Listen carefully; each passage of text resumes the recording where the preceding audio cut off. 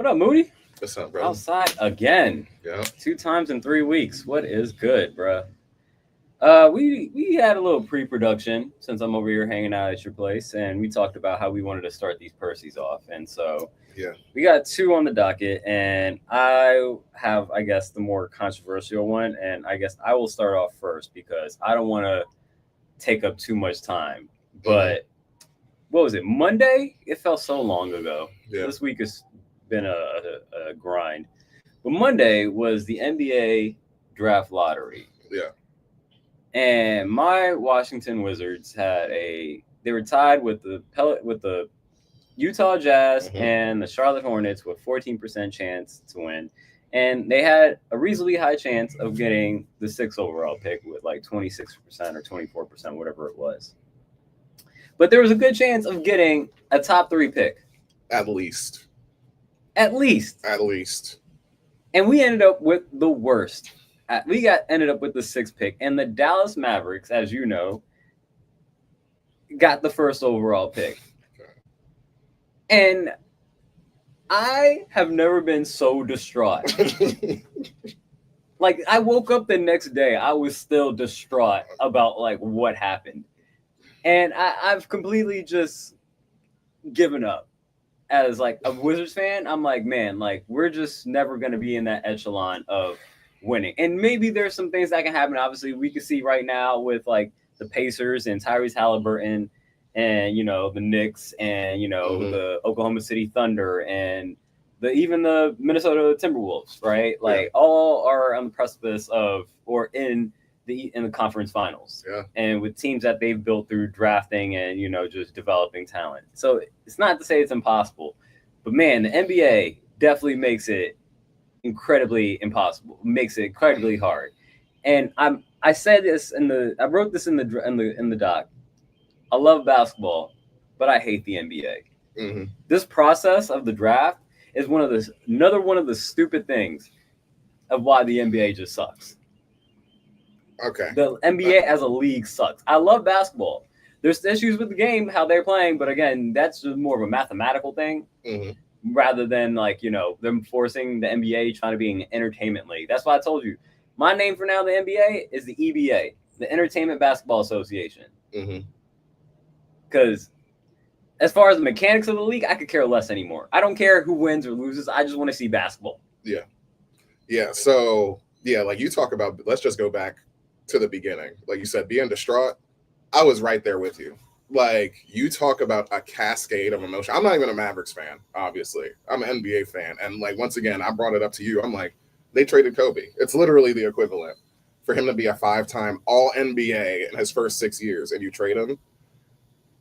Not only that, but the basketball gods decide on a 1.8% chance to reward, effectively, Nico Harrison, the GM of the Mavericks, because obviously, like you said, we're fans of basketball and you want to see teams play well. And more than anything, you felt bad for the Mavericks fans. So it feels good for them, but I can't wrap my mind around the fact that they got the number 1 pick after trading Luka because they, like, the organization doesn't deserve it. Like, the fan base, obviously, like, they're fucking faithful. You know what I'm saying? Like, they rode with Dirk the whole way. They were ready to ride with Luka for 20 years.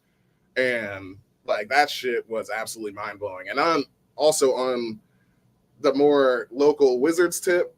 I ain't gonna lie, bro. You know, I had y'all, like you said, locked in top 3 the whole year because I was like, I honestly believe that you guys were gonna get Cooper Flag.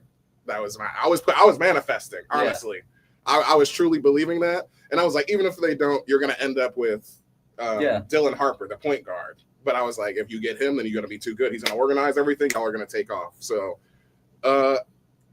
and for y'all to drop from the second best odds to the worst that you could have possibly had, which is still 25%, 24%, whatever. So it's not like it's outrageous. But I just want to wrap this up in a bow and say, like, for sure, I think this will be a 30 for 30. I've wrapped my mind around this in the sense, like, you always look at the good things.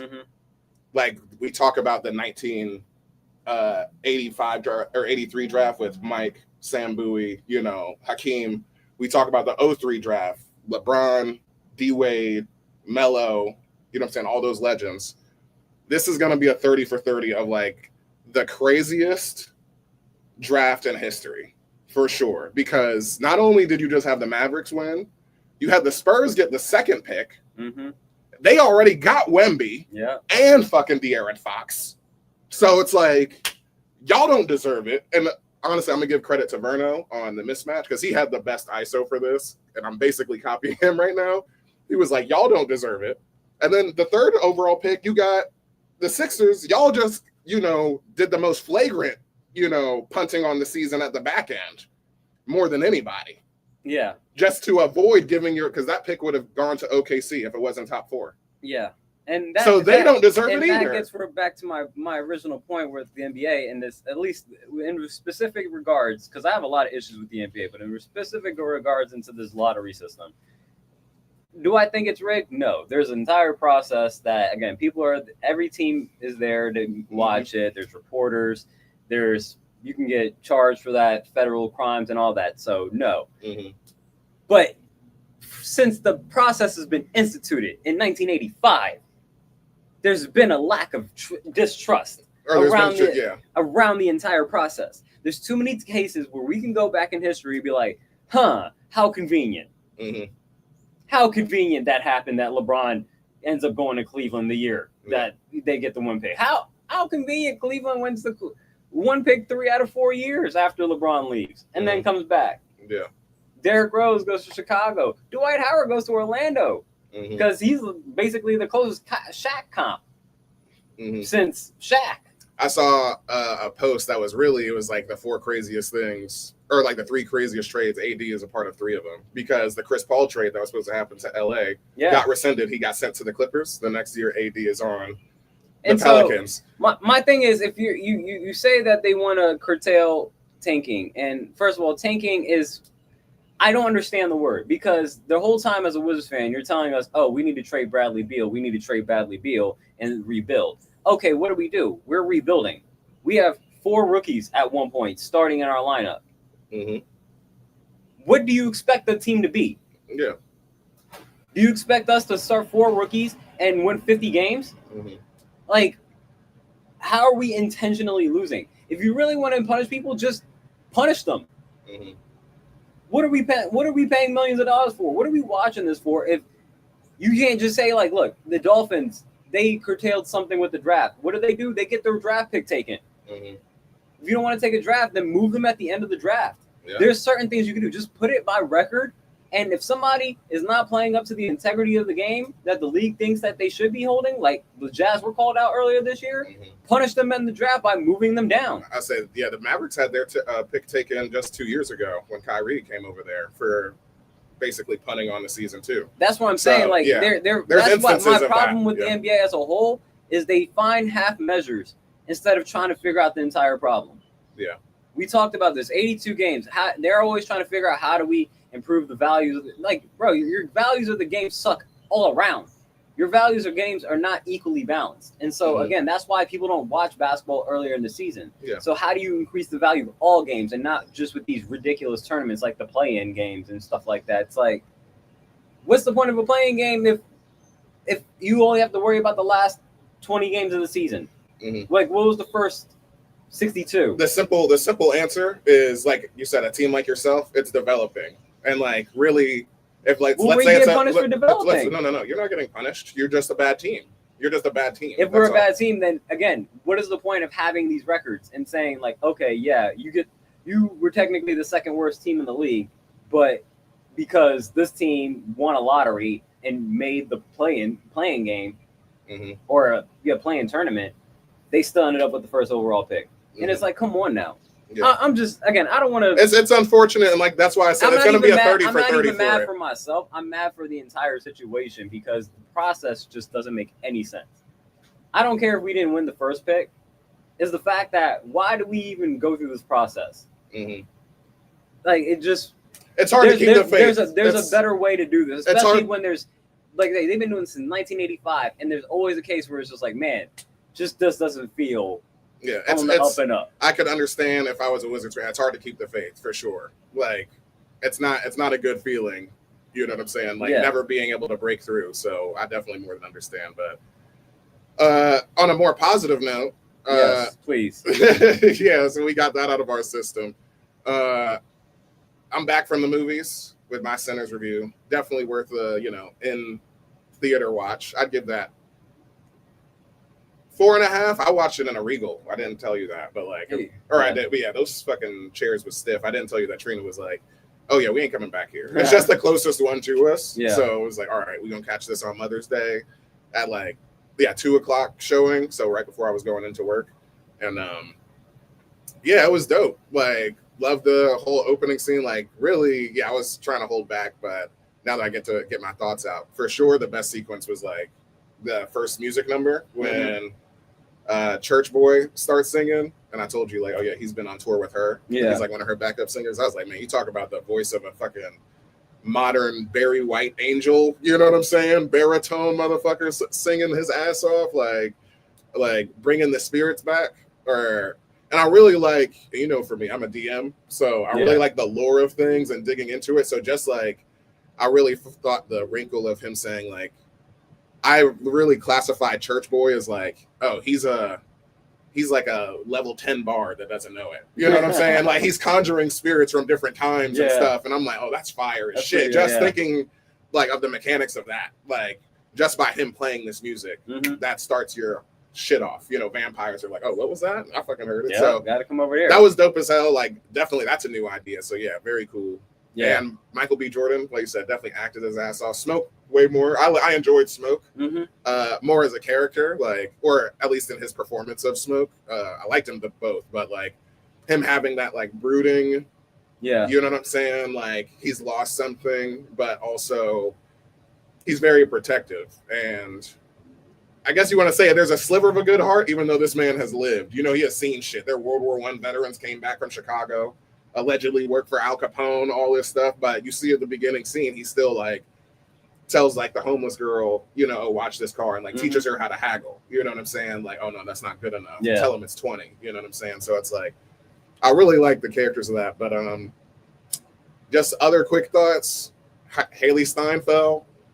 That was like, there was 2 shots where I was definitely like with Jomi as the milk merchant. Like when she walked, like there was that when she first showed up before she was a vampire. Yeah. Spoiler alert, everybody, too late, whatever. You already know this if you haven't seen it. Oh well, it's been a month now.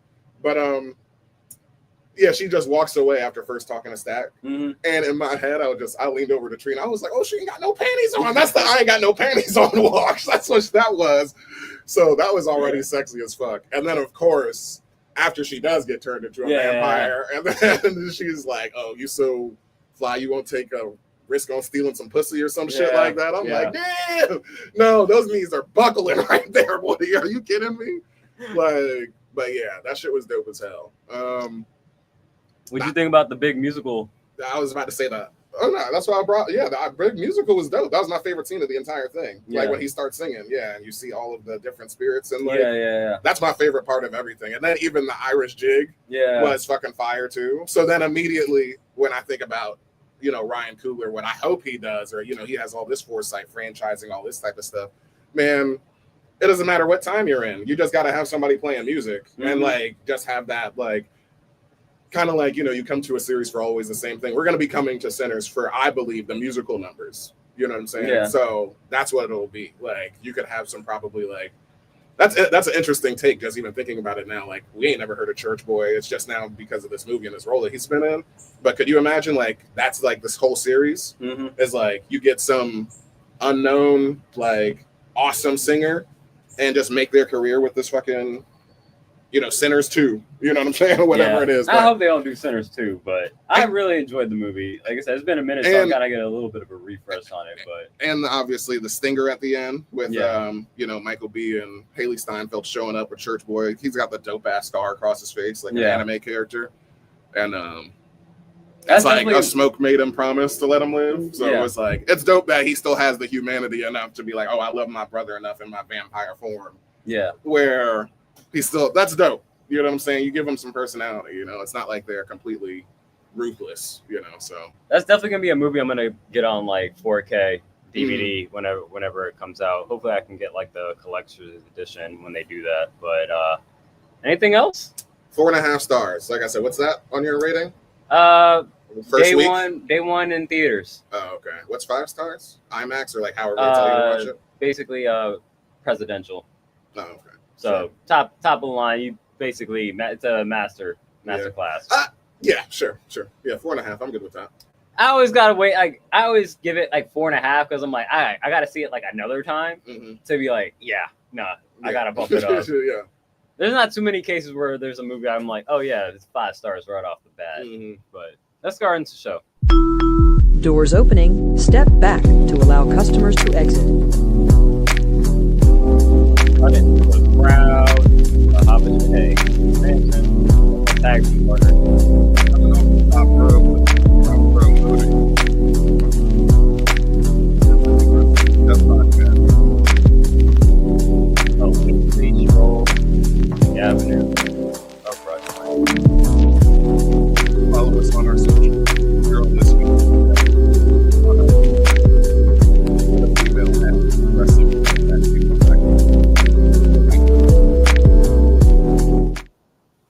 What up, peoples? Episode 45. We're here on the deck, literally hanging out. It's a pretty nice day so far.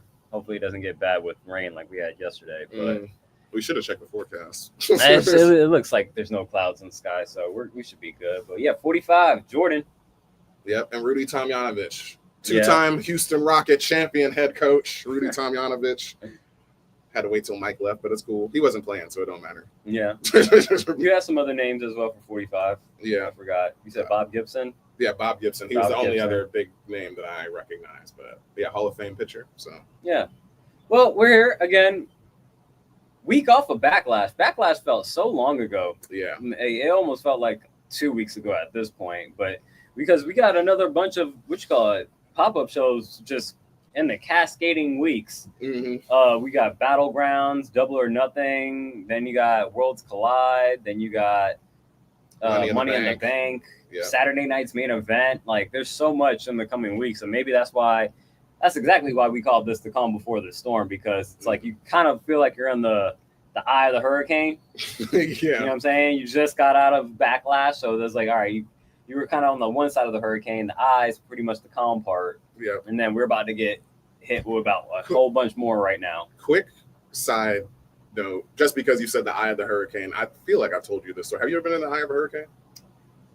Maybe. I remember, this is a very quick story. This is being my Van Lathan shit. But like in 4th grade, Hurricane Floyd, I was living in Prince George, Virginia. Like, I was one of those kids, I didn't need permission to like go outside. But we went home early from school because the hurricane was coming, right? So I fall asleep early. I get up. It's like maybe like 12:30, 1 o'clock. But I see the sun outside. And I'm like, okay, it's fine. Like, obviously, everything's wet. And I go next door. And I'm like, knock on the door.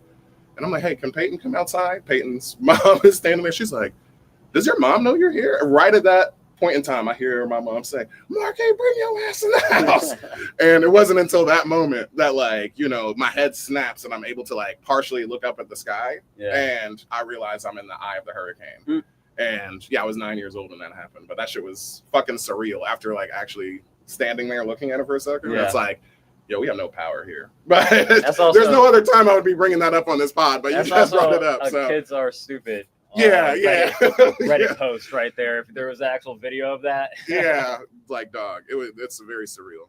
But yeah, Backlash was forever ago. We got a lot coming up. Yeah, like you said. Let's talk about Backlash. Let's talk about that. We already knew that we were going to come out of that with a tie because we pretty much picked everything. Yeah. But we did not get 100% on this because the thing that we got wrong was Becky Lynch did not defeat Lyra Valkyria. Lyra Valkyria ended up winning that. Other than that, we pretty much hit the card on the nail. Yeah. Jacob Fatu obviously retaining in the 4-way. That was very fun over LA Knight, Damian Priest, and Drew McIntyre. The Intercontinental Championship, Dominic retaining against Penta. As we assume because of just Judgment Day interference and whatnot, but it's still a good match. Gunther dominating as he should have.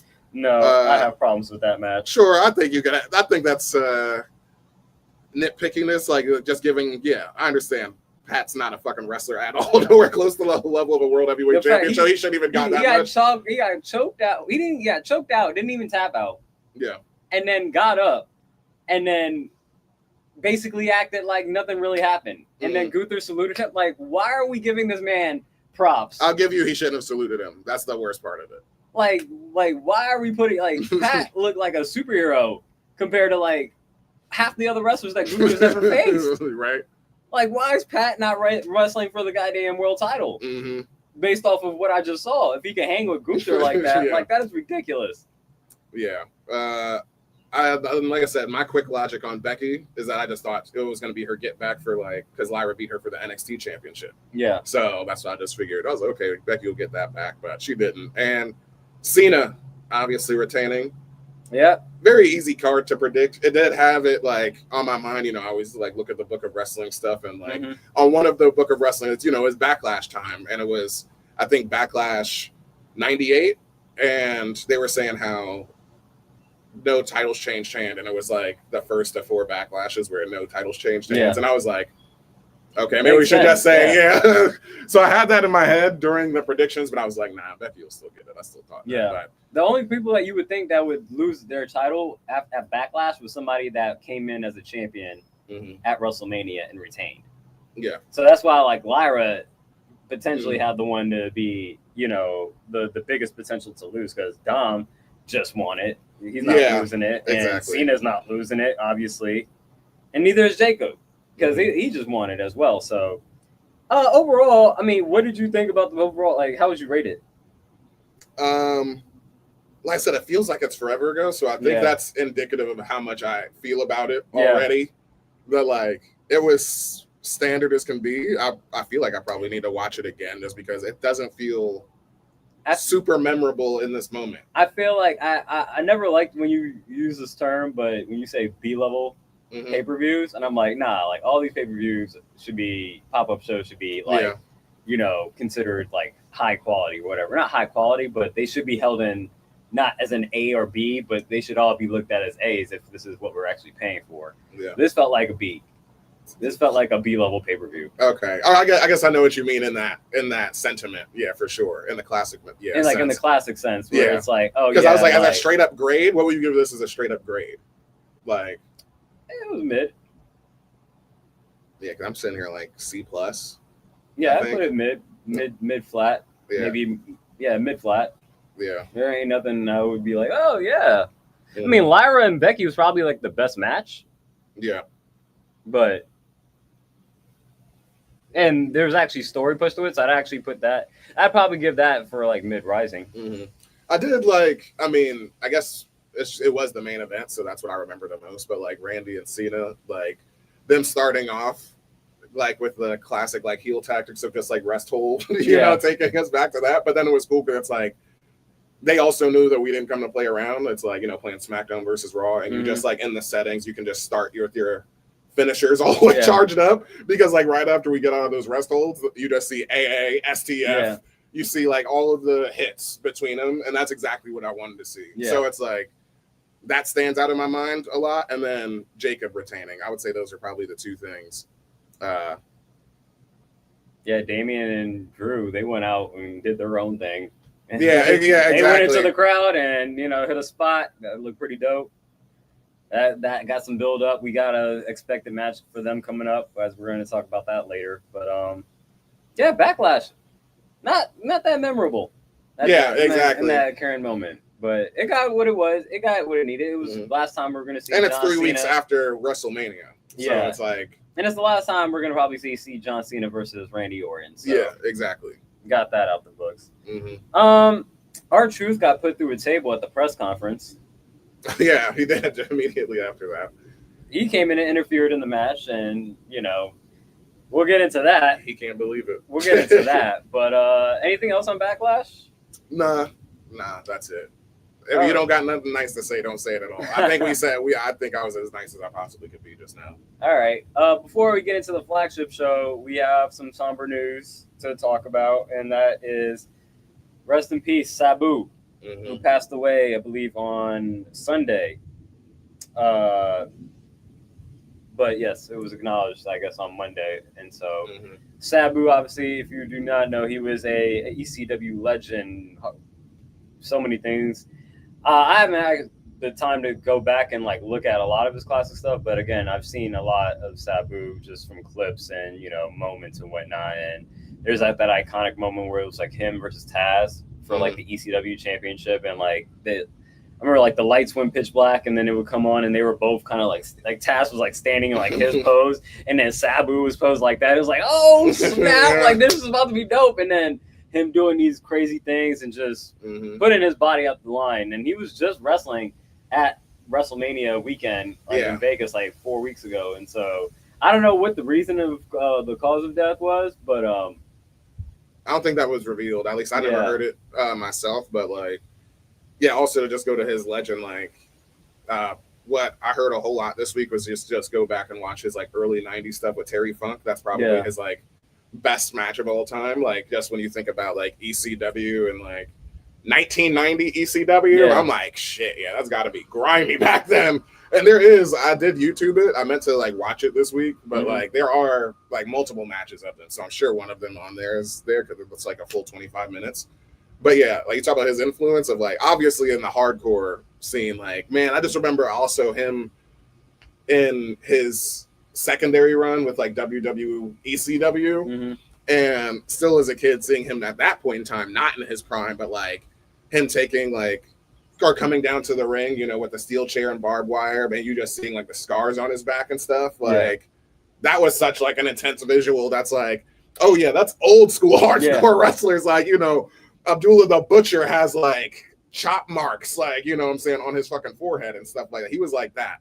And not just the hardcore stuff, but like if you do a springboard anything, you can thank Sabu also, because that's probably the first guy that I can associate springboards with.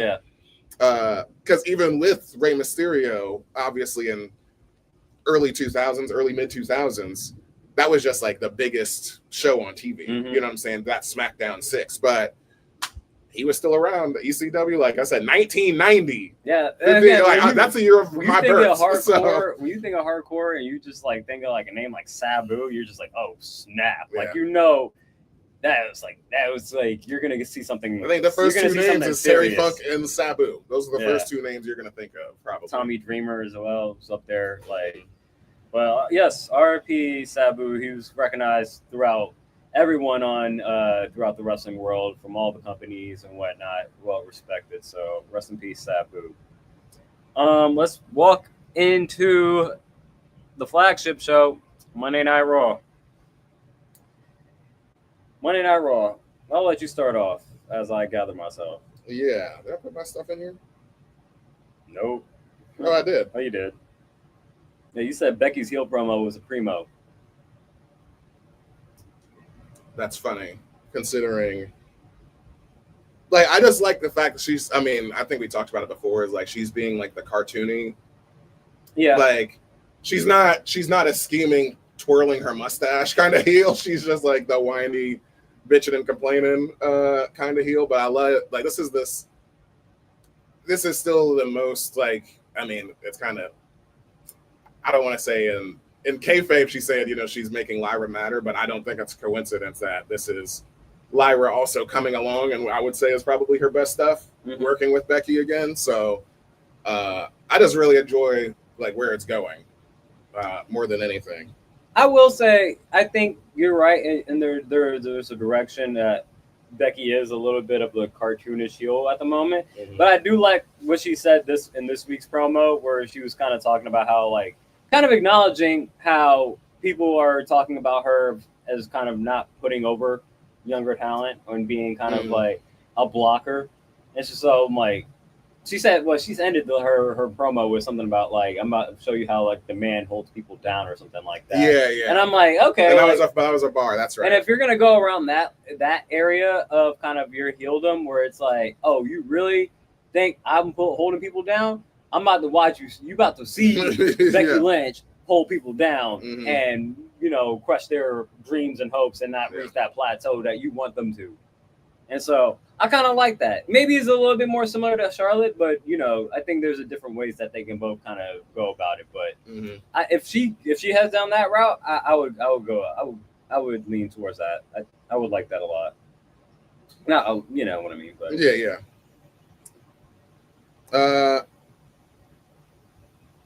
I mean, how long do you think that continues between her and Lyra?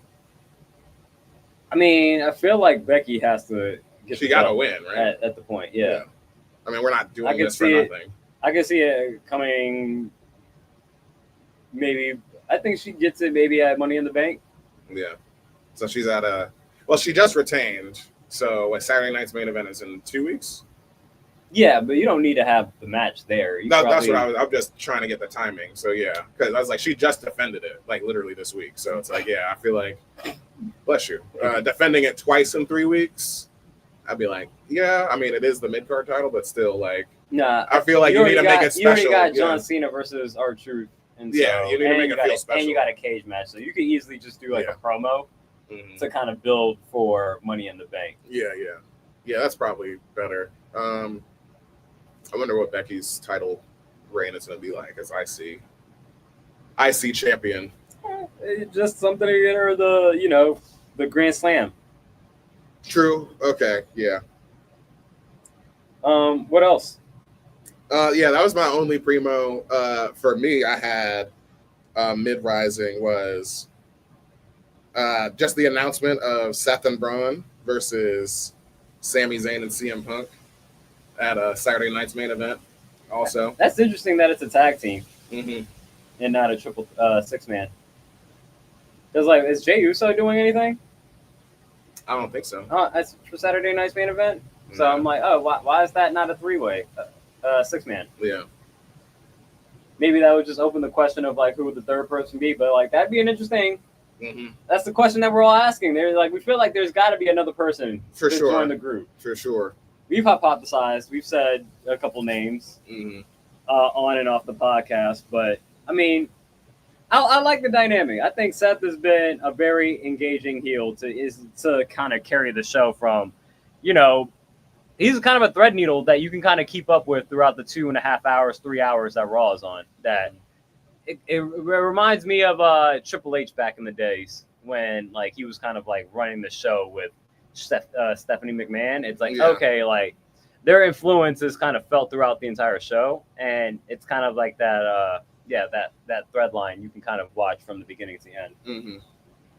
So mid-rising, I like that he's kind of whispering into like what's his face, Braun Breaker's ear, telling him to attack, Sammy and have fun and everything like that. So yeah, I'll give that a mid-rising. I agree with you on that. Yeah. Because it was the first I guess it was started because it was the first CM Punk, or the first thing, was CM Punk. His promo, like, is what kicked us off. Yeah. Calling out Paul Heyman. Exactly. Which I thought that was dope because I was like, yeah, you got to at least address that giant elephant in the room. You know what I mean? And just calling him a backstabber and stuff like that. But I thought it was dope just for us to get us there. Where you at, Penguin? Like, oh, no, that's funny. What else do I got on here? American Made getting the W over the War Raiders via New Day interference. It's funny because, we were talking last night and I was like, yeah, I think the tag team title should be defended like on Raw. And you were like, who are the tag team champions right now? And I was like, New Day. And you were like, yep, that's right. So, I mean, I think that shows like where we at with the Raw tag team division. I mean, they are telling the story. I mean, what's carrying it is just strictly the New Day, like their personalities of being heels, because everything just feels to me like it's been standardized or not. I guess that's not the wrong word, but formulaic. Us being like long-term fans, we know exactly what's happening. So it's like you're just treading water here, effectively. Yeah, it's nothing meaningful, basically. Yeah, I guess. I mean, I think the War Raiders they came out strong, and then I guess I don't want to say plateaued, but I guess Yeah. they haven't taken. They've been a little bit more. They've kind of steadied off a little bit. Mm-hmm. The New Day, same thing. But again, I think there's just a lot of time where it's just like you feel like you don't get enough TV time with them, with a lot of the Raw tag teams. Mm-hmm. I feel the SmackDown tag teams, at least we see a little bit more, and even that, like maybe the personalities are a little bit more pronounced with the SmackDown teams than they are on Raw. I could believe that. That's why the New Day are the champions, Yeah. and that's why they're doing commentary and stuff. Because, I mean, the War Raiders, we've seen them in backstage promos and stuff like that. They've spoken like I like their recently. vibe more now than have they been previously. Yeah, and still the Creed brothers haven't talked yet. They're still just American made right now. Yeah. So that's the struggle with them also. I feel like that's just a limit. That for me personally, the regular wrestler tag teams, like that's how their gimmick is. I'm like, all right, this is just like you guys are just wrestlers. Yeah, exactly. Like traditional amateur wrestlers that that are clearly multiple time state champ, probably in high school or something like that. I was like, all right, but I like the War Raiders. Like when you asked me yesterday, it was like, who's your favorite kayfabe? I'm like, probably the War Raiders because I'm like, at least they got like an interesting kind of like vibe to them, like where I'm like, okay, yeah. Ivar doing a doom salt is just insane. Like the fact that man can do a 350-pound moonsault, and you're just like, it's like crushing every single internal organ that they have. I'm like, nobody should be getting up from that. Like if he ever hits it, you know what I'm saying? But I hope. I mean, out of the three, who would you want to take over? I guess in the Raw tag team division. Honestly, I would want like the American made. I've liked them since they've come in, like when they were just straight up the Creed brothers, and like they were part of Diamond Mine in NXT, and they were NXT tag team champions for a bit. But then again, it's like, I mean, NXT, it's like not trying to take anybody's accomplishments away, but like everybody gets a turn for the most part. If like you just get over down there, so I just want to see more from them still. I mean, LWO is still just like, what are they doing? Yeah. I mean, granted, anytime they're on the screen, we're also like, what are they doing? Because they don't seem very meaningful. So yeah, I would say at least at the forefront right now in my mind, I would have, Creed brothers. But that's kind of that's not super complicated. You can do a heel versus heel. It's just somebody's got to be better in the moment. You know what I'm saying? Yeah. They got one man extra. So it's like, maybe El Grande Americano, not Chad Gable, or maybe Chad Gable himself, helps them out, It's like, not like New Day can be mad. I mean, they can be mad, they're heels, but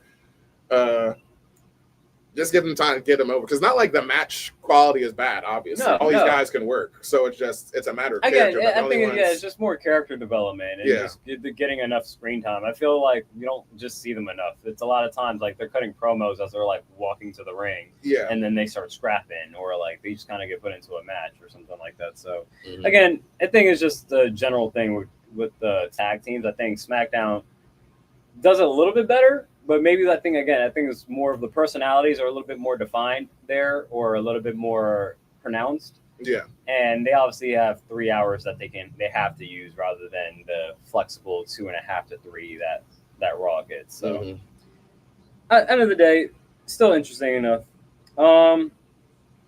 Finn Balor versus AJ Styles. I did not put this on there, but I should have. Yeah. It was the best wrestling match that was on the show.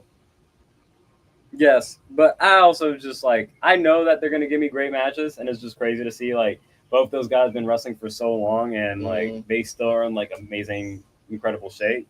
I'm like, what is like Finn Balor is like the OG first member of Bullet Club.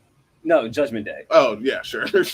I mean, Judgment Day's been around like 5 years. Like it's been around a long. Like Edge started that long? Yeah. Judgment Day. Yeah. What are we still doing? Rhea was the first one to kneel to him, but yeah, you're right. But they all came along. What are we doing? Like, it seems exhausting at this point. And I'm just like, seeing them bicker about this, it almost feels like I'm at the same level with Finn Balor and the Judgment Day as I'm with Austin Theory, and Grayson Waller. Yeah. I'm like, just get it over with. I'm all right. I see what you're saying for this scale, because I would say no.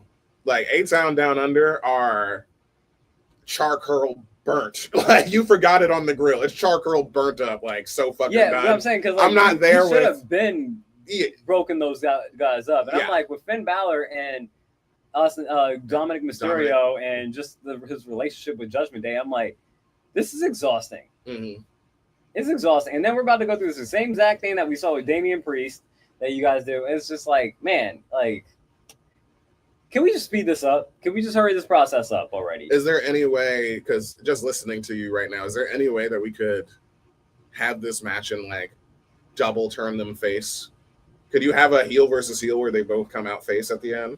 Because it's like they reconciled their stuff, right? And then we got Live Cheat Steel, Eddie Guerrero, Dominic, and we're back to, high flying. I mean, he's always been high flying Finn Balor, but like at least you can cheer for him now. I don't know. I mean, why would you want to turn Dominic face?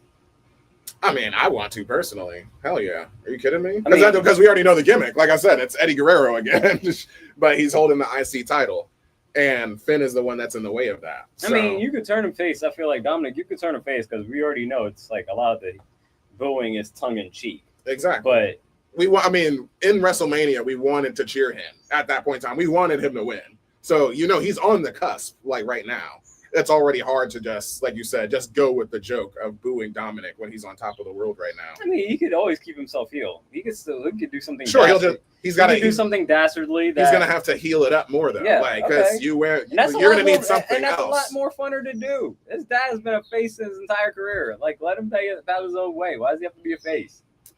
All right, now I'm just saying, like, I'm going off the mechanics of us as fans. We want to cheer him because he's great. That's all. Obviously. Okay. I mean, we're not every single fan. Obviously, our two voices aren't at WrestleMania when they were cheering him. You know what I'm saying? Obviously, you we asked understand. me a question, but it was like to force him like to have both faces. I'm like, that's not the point that I wanted. I'm just trying to get them away from each other. True. Yeah. I'm tired of this Judgment Day, and I'm tired of the same Judgment Day storyline. That's my problem with it. Yeah, and I agree that like obviously you don't need for them to both be face, but like I was just having that thought in the moment that like because you could have Finn drafted to just SmackDown, or something, and he can chase the title. Again, that's over the there. Same shit as Damian Priest.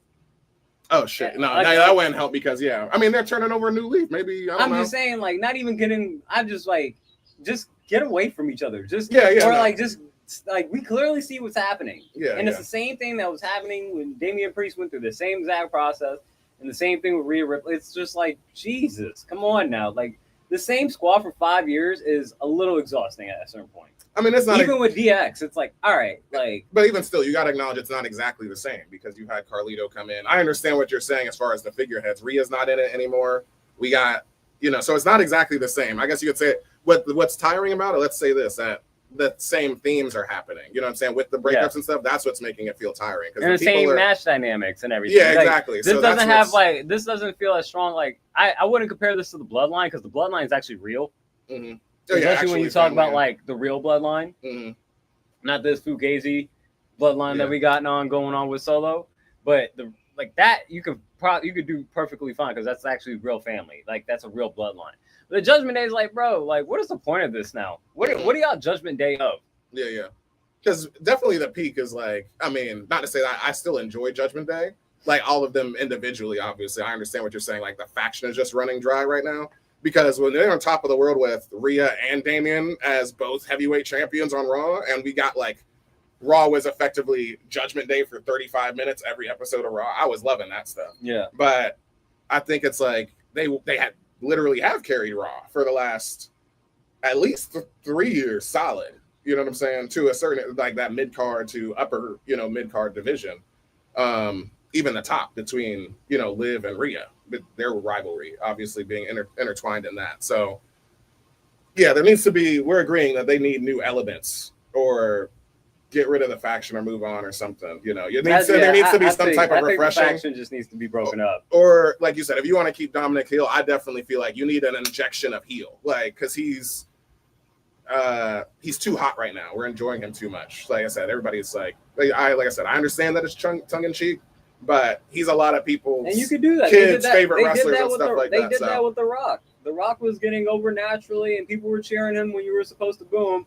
And it was getting to that close, and then what did he do? He aligned with this man at Survivor Series. And so I'm saying, like, that's not. We need that. You can still do that, but I'm saying at that point, just like I'd rather just these guys should be broken up and not just be tied to Judgment Day, because then again, it just brings a little bit too much repetitiveness to their matches and everything. Their whole dynamic. It's like, okay, we understand how a lot of this is going to go. We know that Dominic is going to have some type of interference, and at least. If you're gonna have interference, I'd rather you do it outside of the Judgment Day and find some other way of doing it than we're like, oh yeah, there's gonna be 5 other people around your match every time. And it's like, okay, cool. Like if you got 5 people in your faction, you can always expect 2, which is always JD and Carlito. Carlito's basically number 1 taking finishers right now. So he's been speared to death. So anything else? Yeah, what else did I have on here? I did have one more thing. Come on now, Notion. Or actually, no, that was everything. We already covered American Made and War Raiders. So, yeah, that's it for Raw for me. Pretty all right. Yeah, it was all right. Like most of these, again, we're in the calm. We're on the calm. Dynamite. NXT. The Bodega. Yep. The stage, I call it dynamic for the. It's like trying to trip me up when I was reading it. Pretty cool show. I think the highlight of this was probably what the tag team. Yeah. Jordan Grace and Stephanie back here for wrestling wise, in ring. Yeah. Yeah, I had that as a mid, just because. Once again, it's the typical. Yeah. Can they coexist as we always do? And they're both at the top of their game. I didn't agree with Jordan Grace's logic, where she's like, I'm gonna basically like put myself more in danger for Stephanie. Just so she can come in there healthy. And I'm like, I'm going to be you your guys bodyguard. can be a tag team, but you don't have to, like, take a finisher on behalf of Stephanie. Yeah, I get what you're saying. See, I didn't read it that way, but I see what you're saying. You can apply the logic that way, but Jordan is just so confident. Like, I'm just going to beat both of y'all asses. So it's not going to matter. You're not going to get a finger on her. And she did, like, get the end of the match. She took out both of them, hit the Juggernaut driver on Jasmine Nix at the end for the pin. But I guess I understand what you're saying, because it's kind of like it was babyface. It's funny logic. It was way too babyface. Too babyface like logic for you to be like, it's like babyface champion, like fighting champion, but like you're not the champion yet. Yeah. Like so funny. Like, oh, I'm gonna be your secret Hervis, just to make sure. Like, I will follow you everywhere. Put a GPS on your car and shit. Like, make sure you straight. What else stood out to you? I know what stood out to me also was the interview between contract signing, I guess, between Trick Williams and Joe Hendry. Yep. A little overly dramatic with some of the camera shots.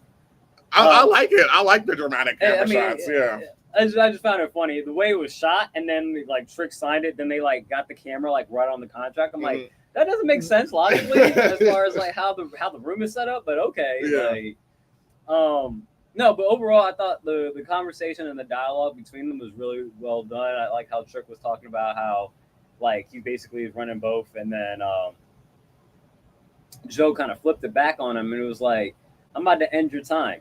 You know what I'm saying? Like, and when you've lost the NXT championship, and then you can't win the TNA championship, like, what are you going to do next? And so kind of teasing that he's going to get kind of elevated. So it'd be interesting to see Trick possibly win this TNA championship, but it would be. I think this would be a nice send-off for him to be desperate going into the main roster trying to win a title.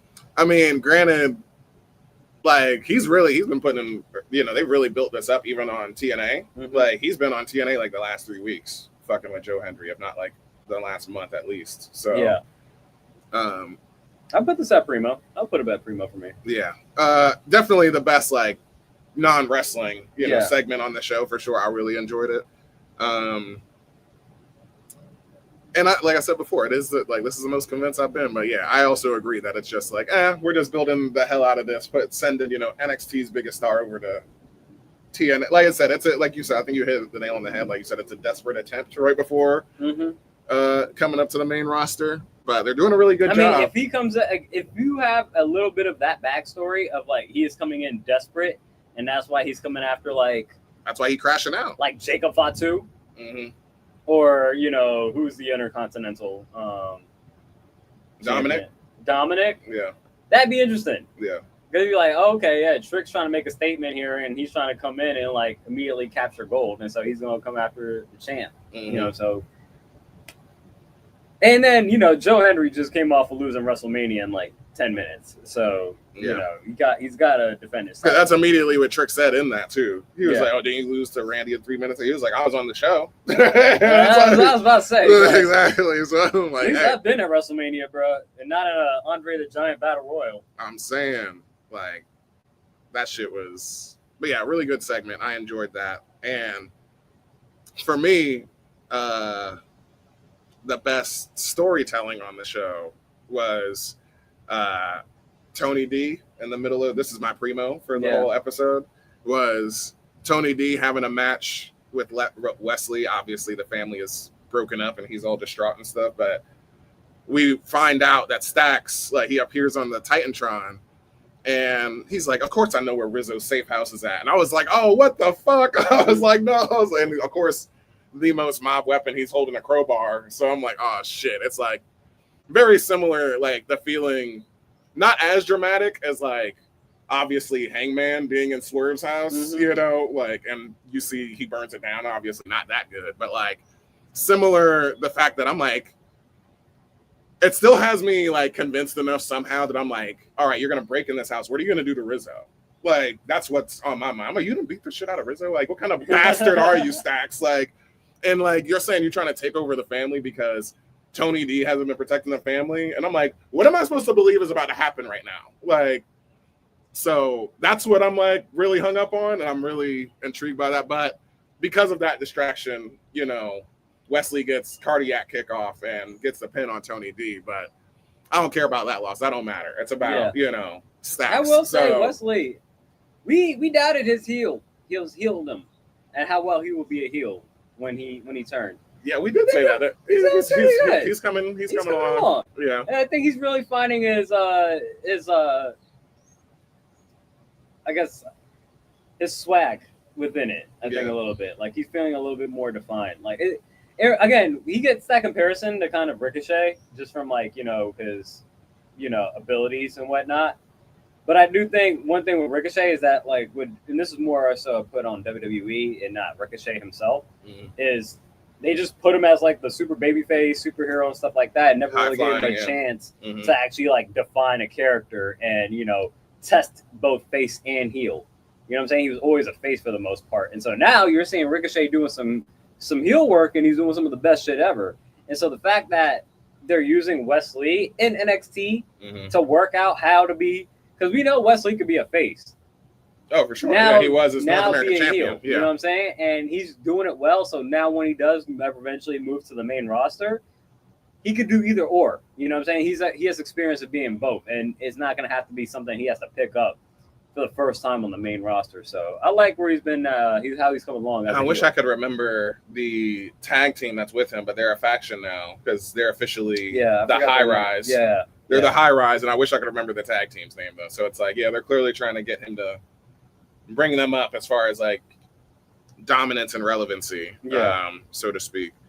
But, yeah, it's all about, chaining Stax. I'm like, this man, I want to see, like, because this has got to end in a, steel cage or, like, parking lot. It'll be, like, one of their gimmick matches, like, outside the ring. I want it to be, like, have it in the fucking restaurant. You know what I'm saying? Like, that'd be dope. Make it a cinematic. That'd be really dope. Like if it was like a kind of a restaurant battle, kind of like they were kind of fighting like it was Goodfellas. That's exactly what I want. Exactly. Yeah. And he's like coming for the crown, dog. See them go through the kitchen and like because hot water. Because it's also funny. We usually just see them sitting in the booth already, like at Tony's like back booth where he can see everything. So and people come up to them. So it'd be cool to see like the rest of that set, which obviously we know there is no extra set to that, but like probably not, but like you could build that up. Go find a restaurant. They'd be like, hey man, we'll pay for it. Yeah, exactly. That's what they used to do when the APA used to brawl up the bar. Though that was one of the referees' bars, and that he was like, "Oh yeah, I got a bar in Connecticut. Like, anytime we're in Connecticut, APA will just come to my bar and they could just fuck it up, and then they'll just pay me like $10,000 to repair it." Yeah, or like obviously the amazing grocery store brawl that they did with Booker T and Stone Cold, and that's what we need, man. Like that's what I told you. I love all of those. Like, get us in different areas. If you want me to believe that this is a real rivalry, like Stone Cold showed up to Vince McMahon's bedside and beat his ass in the head with his own bedpan. Like, that's what I want. That's a rivalry. He like the shit out of him too. Stone Cold was seeing you anywhere. That's why he was the fucking best at that shit. Like, I love those cinematics. Like, let's get outside the ring sometime when it calls for it, you know? Yeah. But like something like this rivalry, this calls for it. You know what I'm saying? Speaking of a rivalry that's happening, NXT ended with Ricky Saints, Pretty Ricky, what they call him, getting jumped by Ethan Page. Yeah. Ethan Page was mad because he lost to Miles Bourne immediately, like following that in disbelief again. But yeah, I like Ethan Page's utility because he does. Obviously, he is already NXT champion. So, what, 2-time? It feels like it's been 2. Yeah. Okay. So he's already more than like I would honestly. He's not Trick. He's a half step behind Trick just because Trick's been here so long and he's even had his whole story for like a year with Carmelo Hayes and everything. But as far as being a main guy or just plausible, you know what I mean? As far as like a threat to you on the NXT roster, completely believable. I really like, obviously, they're really building up Miles Bourne because he's like, oh, put it on the line against me. And like I said, that's why I like Ethan Page too, because he's probably the most edge opportunistic. Charlie Dempsey's going to screw him though. Charlie Dempsey. Oh shit. Charlie Dempsey's going to screw him. He's going to be feeling resentful. He don't like the shine that Evan Miles Bourne is giving. Yeah, if that's the case, that's also because he's salty because Obafemi beat his ass in like 2 minutes on that same episode. Like, I don't like how you got all this momentum and I don't got my Heritage Cup no more, you know? But, yeah, that's interesting. But, man, I don't know. They seem to be boys. Like, they always had each other's backs, no quarter catch crew. So, obviously, you have a faction. So at a certain point, somebody's going to pull the trigger and like blow that thing up. So I understand what you mean. But like, Charlie Dempsey also hasn't had a title match. So yeah, I guess that's true. Miles Bourne won the match last week, and then he tried to take his contendership for to go fight against Obafemi, and he's like, "Nah, bro, I'm gonna actually take this fucking contendership." Yeah. So again, keep an eye out. Keep an eye out for Charlie Dempsey. Yeah. That's all I'm saying. Yeah, what else you got? Oh man, I didn't put it on the doc, but it would be shake for me. Would be Thea Hale was winning, but then Tatum Paxley decided to go crazy girl and gouge her eye out.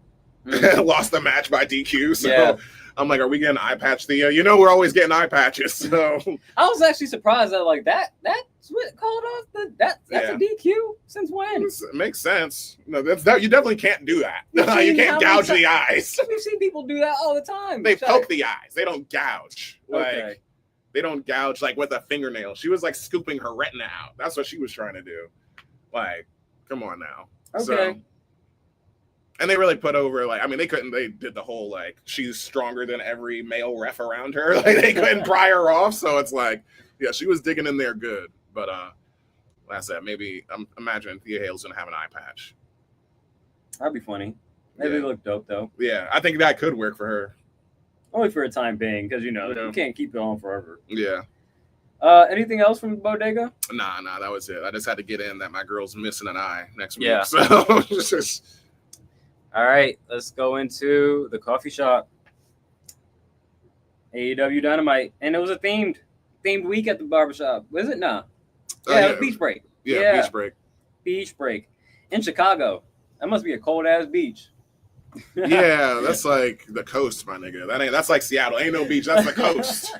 You go down and, like, if you brave, you stick your feet in because that shit frigid as hell. But, yeah, per usual, the wrestling was amazing. We actually did, like, we stayed up last night because you said, you didn't watch any of it. And I showed you my two primos immediately. You agree? Yeah. I said, I think the Moxley versus Samoa Joe steel cage match, if Samoa Joe had won that match, it would have been top shelf. Yeah. I was really pulling for him. I thought he was going to win it, especially once the rest of the ops started taking out other members of the Death Riders, Death Riders and whatnot. I was like, oh snap! Like, yeah, Joe only got to put like, the giant on it. Powerhouse Hobbs gave like a Uranagi to Wheeler Yuta through a table like the second he showed Willow up. Like, pulled down Casanoli and thought he had it, but nope. What's his name? Came through. Gabe Kidd, yeah, Gabe Kidd came through, slid in the briefcase with the title. Bam. Yeah. 1, 2, 3.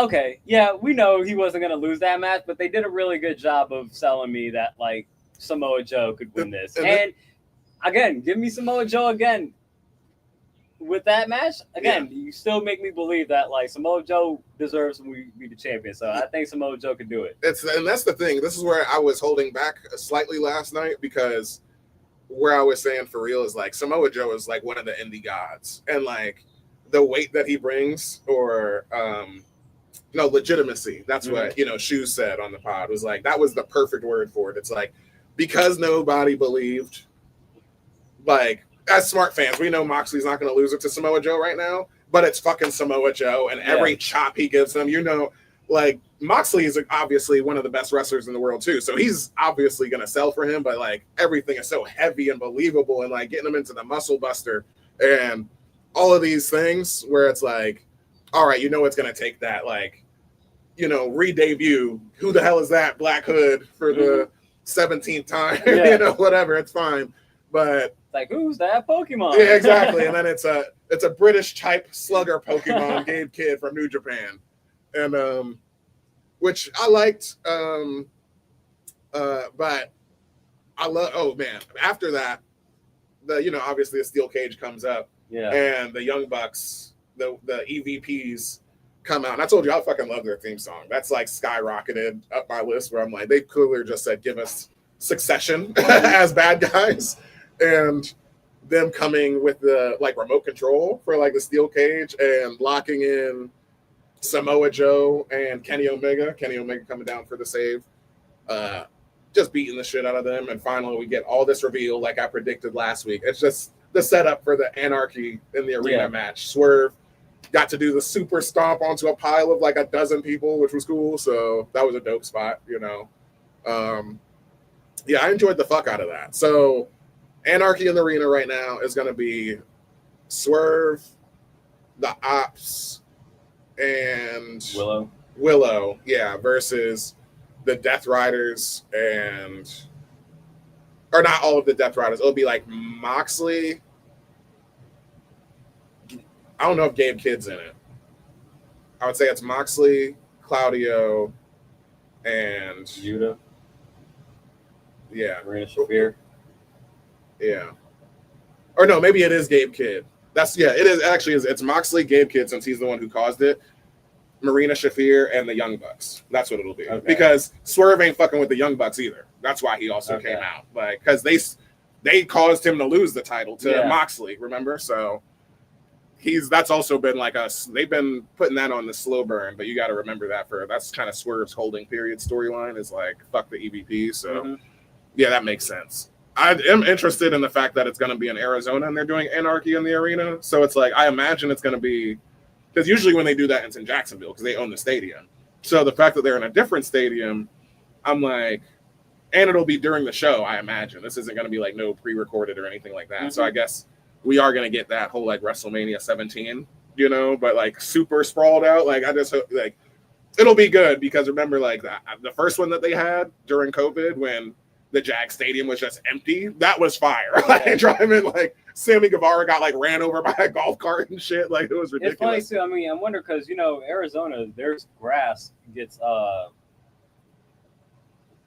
moved outside of the stadium. They can move their grass outside. Oh yeah, it's like on a conveyor belt thing. They can like so they can get like the natural sun, and they could just like when it's game day, like they move it back out. So maybe like because obviously there's a wrestling show going on right now, it's like, oh yeah, the grass is outside.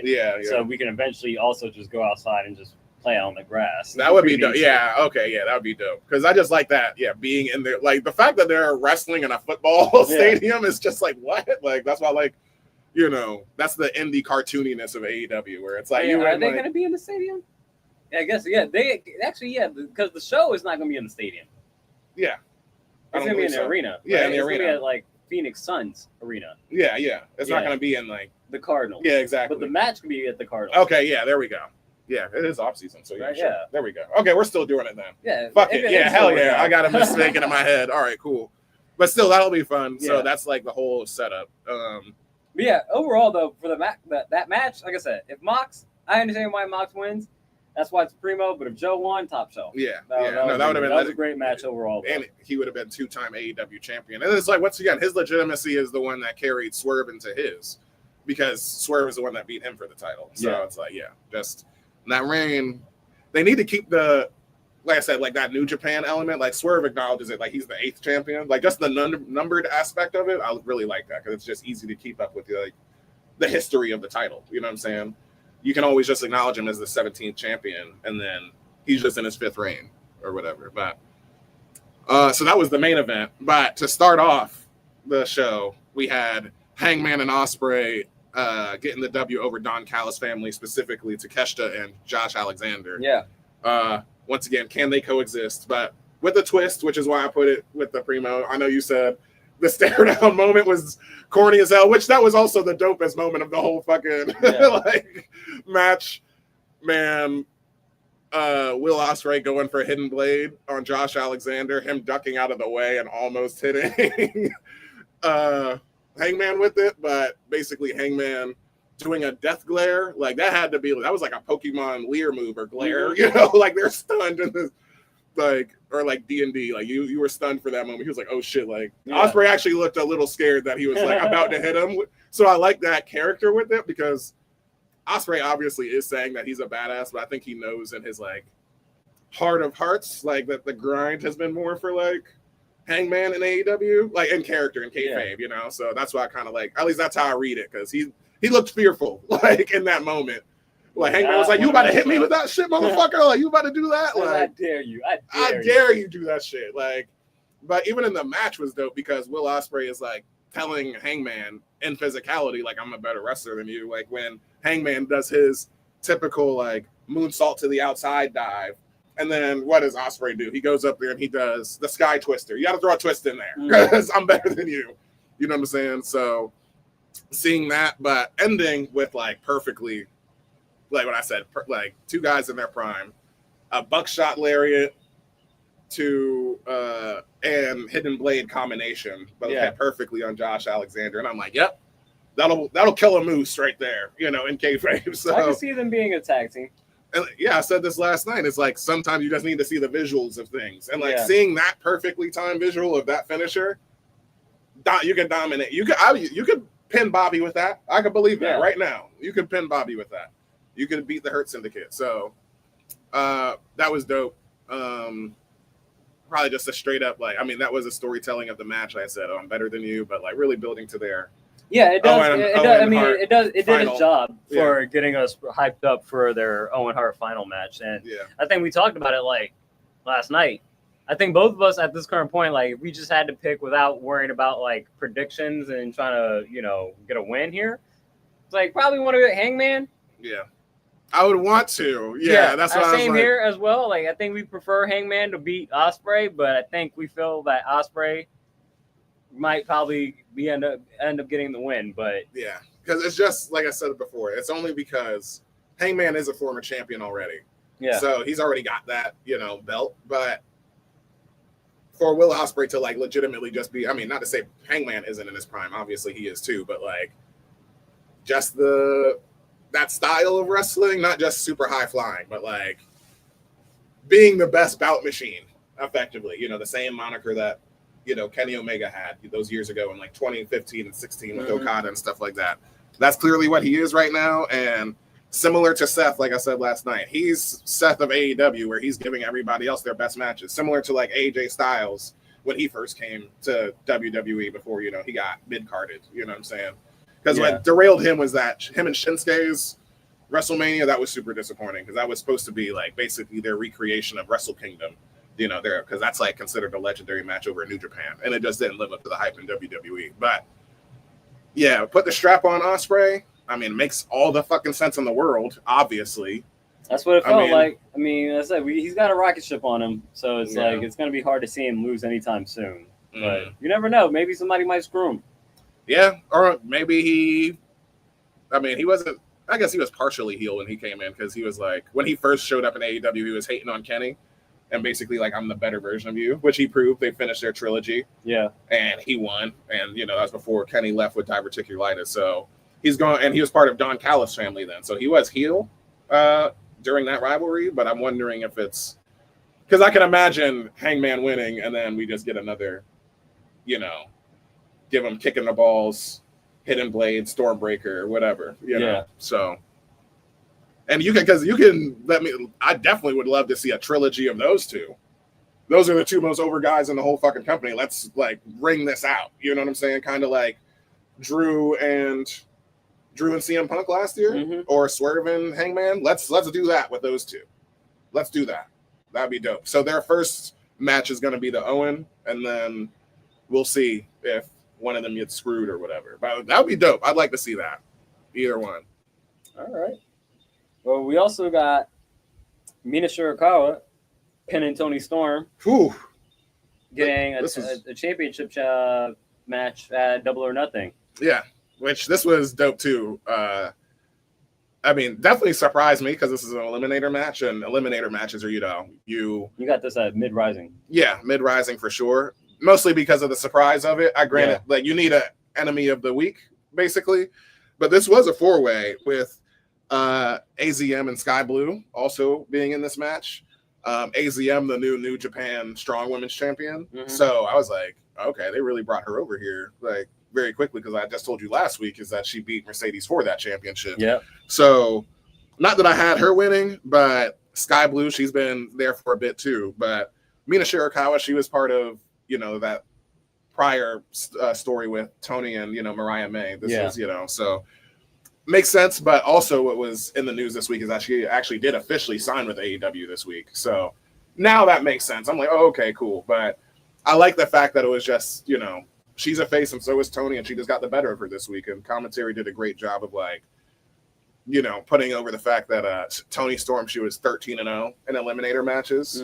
So she had always been able to like, I mean, you know what that is. So you don't need to explain it to you, but she's always able to cut the head off this thing. Oh, you want to step up? Like, nope, this ain't happening. But I guess it's hard to do in a four-way, but the fact that she got the pin on the champion specifically was the surprising part, where I was like, oh, okay, so we're gonna have this. But the only reason I don't want it to stay confusing, because it's clearly a holding. Like I said, we're waiting for All In. Yeah.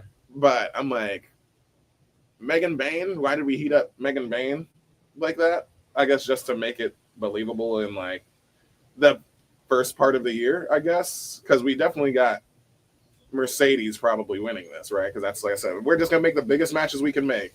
Even at the end of it, I feel like you probably assume like Mercedes beating Jamie Hayter, and then exactly. I'm just predicting All In. I'm just saying because the two biggest matches you could make would be Will Ospreay winning it, and then Mercedes winning it. Yeah. So, and that would just, like I said, just be like straight up wrestling dynamic. Be like, okay, yeah, that makes sense. But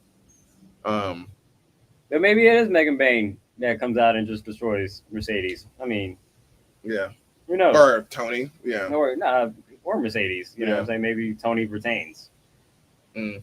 At All In. Yeah, you're right. That would surprise the fuck out of me.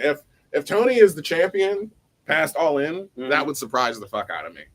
Honestly, I mean, I think she's got a. So that's, you talk about somebody who needs a vacation. Do both own Heart champions? Do both own Heart champions? Granted, she actually did take a break after she lost to Mariah, so that's true. Like, do both AEW champions, Owen Hart champions, win at All In? Who knows? Yeah, true. I mean, it's like legitimizing, the King of the Ring tournaments. Like I said, like that needs to happen. They've been doing this longer than King of the Ring, for sure. Yeah. I'm just in the similar sense that, like, we've had the King of the Ring. The King of the Ring has always been hit or miss because it's like, all right, it feels like you get those, like, you'll get the mid card champion that they don't take seriously, like Zelina or Xavier Woods, or even like Sheamus. You know what I'm saying? Like, you could have done better with that, but for this past year, for it to be Gunther and Nia Jax, and it's like, okay. I mean, those past years, they took away the opportunity of like actually getting a challenge, like a championship. Yeah, and that's what it should be. Before, it was just like It used to be that, and Yeah. then when they brought it back again in those years that Xavier and Zelina won it, it was just like, oh yeah, you get this crown, and and it's scepter, like, yeah. okay, who cares? But now that you actually get an actual number one contendership match, like how it used to be, now we're getting back to like at least putting some relevancy back into the King of the Ring championship. Yeah, I mean, I agree that obviously it doesn't need to happen, but like that would surprise me if like, listen, Tony retaining would be more surprising to me than Moxley retaining. But remember, the original guy that was supposed to topple Moxley was Darby Allin, and he's on the Everest summit right now. So we hope that he survives. Yeah. You know what I'm saying? So it's like, how long are we going to bank on Darby? You know what I'm saying? Is he going to be back by All In? Is he going to be good by then? I mean, shit. I mean, I can only imagine that Mount Everest training is way more intense in a different way than, you know, wrestling, but still, he's going to have to get reacclimated, I would assume. But I mean, I don't know. He's still in his 20s, I think, or at least like young 30s. He's younger than us. Yeah. So, but yeah, like I said, Hangman. I mean, all three across both of them, I really don't know. Like I said, that's more so, I don't know who to call between Hangman and Ospreay, but let's get into these shakes. Yeah. I agree with you on one shake, and that's MJF to the Hurt Syndicate. He gets into the Hurt Syndicate. He gets 3 thumbs up, and they got talked about next week. They're gonna have a contract signing for the Hurt Syndicate and whatnot. My thoughts on this is checkpoint reached. Yeah, that's why it's shake. Yeah, because I'm like, it's not even like MVP told us that, oh yeah, we're gonna have a contract signing, and I'm like, okay, so this isn't even the thing. Yeah. You know what I'm saying? So I chose shake. All right, he's in, but we gotta wait for him to get like his championship. You know what I'm saying? Like entrance into it or whatever. I don't know. And then honestly, a storyline I wasn't even paying attention to, but I thought was interesting was Daniel Garcia having Tony Schiavone in the ring and bringing Nigel McGuinness into the ring and asking Nigel for help fighting FTR. Yeah.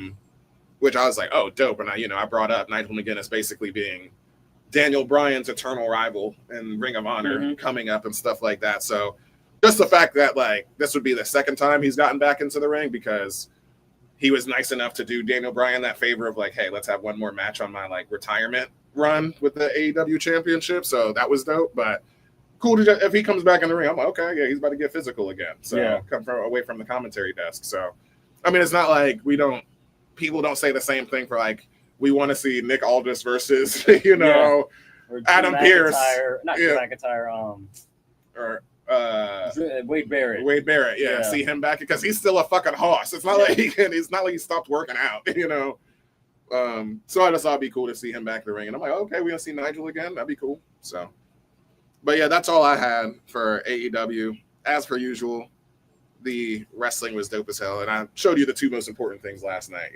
That was the best stuff on the show. So.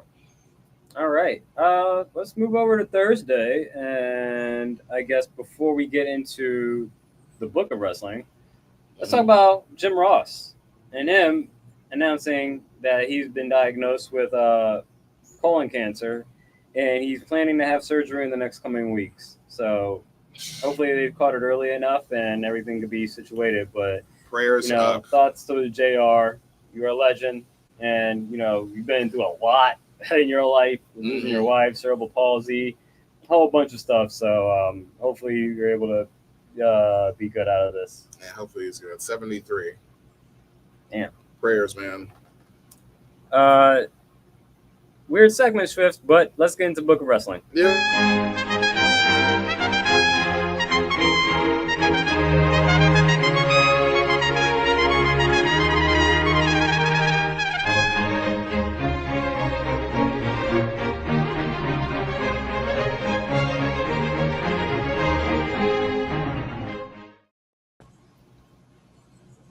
Book of Wrestling. Yeah. What do we got this week, Moody? For the first thing, we're going to go with a little bit of sad news just to go from the JR, obviously prayers for him. But similarly, this week, 2020, we had on May 17th, Shad Gaspard's passing from Crime Time. I remember this being so surreal because it's like, I hadn't seen, hearing about him passing, I hadn't obviously seen him on TV or in wrestling in forever, but immediately I still recognized his name. Mm-hmm. And like hearing the news story about it was just crazy. But in 2020, Shad Gaspard, who is best known for his time in WWE, where he performed under his real name as part of Crime Time, sadly passed away age 39 in a tragic drowning accident in Venice Beach, California. Gaspard's passing received widespread attention after he instructed rescuers to rescue his son, first after they were caught up in a strong rip current with a group of other swimmers. Gaspard's wrestling career started after being signed to OVW, the WWE's developmental territory. After WWE, Gaspard took up an acting career and appeared in a number of films and TV series such as Think Like a Man 2, The Game, and From Dusk Till Dawn, the series. So he was still active out there, but yeah, just hearing the fact that like he was alive when the rescuers got there, but it wasn't like enough of them. Like they just had to take his son first, and like they come back and he passed. It's like, man. Granted, it's like he wouldn't have it any other way. Yeah. So, or any parent, you know, genuinely speaking. So it's just sad, but we will remember you, Shad. So that happened this week. Yeah. Rest in peace, Shad Gaspard. Rest in peace. And that's an entrance into the Book of Wrestling this week. That was May 17th, 2020. I will take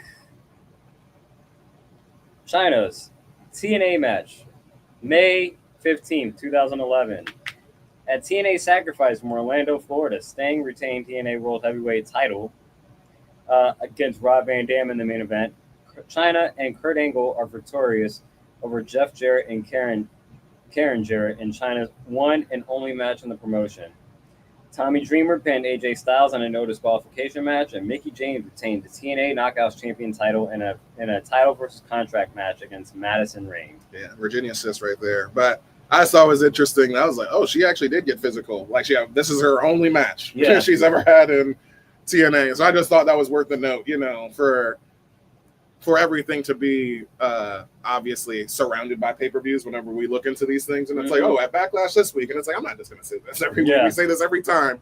So it's like, for it to just be an interesting random fact that I didn't realize this slipped through my TNA history knowledge that I never even knew China had an appearance on TNA. So for her to be in a tag match, I'm like, that's interesting. You know? Yeah.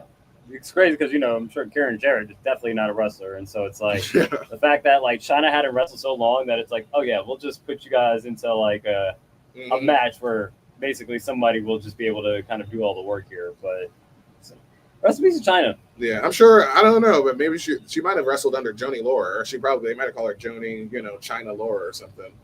Yeah, like her whole stage name. They probably don't even have the know, Exactly. legal rights to even call her China. But. Exactly. And then for our match entrant in the Book of Wrestling, which happened Valentine's Day 2004, was the match for the inaugural Ring of Honor Pure Championship, CM Punk versus AJ Styles. The match goes like about 23 minutes or 22 minutes of action. We watched it last night. How'd you like? I know you said you enjoyed it, but what's your quick synopsis? It was great to see both AJ Styles and CM Punk and just like being 26, 27 years old. Right. Like, wow, I was like, man, crazy. It was like 2004, you said? 2004, yeah. Yeah, so we were like 14 at the time. So it's like, man, it's crazy. It's just a long time ago. But like, you know, great match all around. I like the stipulations about like the rink breaks and whatnot. Yeah, the Pure Championship stuff. AJ Styles just feels like he could do the same stuff that he still does today, which is impressive. So it was more for me. It was cool to see CM Punk though, like because CM Punk is definitely not the same guy that he was back then. It's like be able to see him back when he was a little bit more of a spring chicken. It's like, oh man, like, yeah, it's funny, yeah. And way less tattoos, obviously. Yeah. It's like literally just the Pepsi logo. The Pepsi logos. I'm like, yeah. On the side of the shorts, you got the Pepsi logos in this match, and it's like, yep. But no, it was a great match all around. You said that was like probably the first time he did the Styles Clash off the top ropes. Yeah, off the second rope. Yeah. Yeah, all around great match, and that's why they're still around today, and they're highly regarded. So. And they built that match up, like the mechanics of the match, even then like doing the typical face-off thing, or they're equally matched. Remember, they get in the arm and collar tie-up, and they fall out of the ring, and they just like bounce all the way like around all the barricades. until, in Ring of Honor, they got the 20 count and it gets up to like 18. And then they finally jump back in the ring. And that's like stage 1 complete, of the match. So their chemistry was great in this. And yeah, second rope styles clash probably for the first time. So that was dope. Once again, go and watch it if you haven't heard of it. But it's all this stuff is on YouTube. All these entrants will be on YouTube. They're free to watch, I promise. And that's our book of the wrestling right there. All right. Book of the wrestling. There we go. The Book wrestling. Yeah. Let's get into the final show of the week. SmackDown. We're at the boutique. I like how that rhymes. We watched this live. Pretty decent show. What stood out to you the most? Well, the main event, number 1, Nia Jax coming back. They said returning a few weeks ago, putting her hands on Tiff and like coming back to take what's hers. But obviously not getting it done. But that match was great. They gave him like I think like 15 minutes, like the whole like main event sequence, like without commercial or anything. They might have gone through commercial, possibly. Yeah, I think they did. Okay. It was like 20 minutes. So yeah, they had like maybe like one commercial break. Yeah. But I love the fact that I felt like this was probably the strongest that Tiffany has looked. Nia did great for her. I love the spot of, once again, like Lyra Valkyria tried to get off, you know, in the King of the Ring, Queen of the Ring tournament. Tiffany literally getting her legs off the ground. So I'd say even more impactful than Lyra. So I honestly thought it could have been over right then. But of course, just grabbing the bottom rope, that was dope. They really put over that Nia was the first person to kick out a prettiest moonsault ever.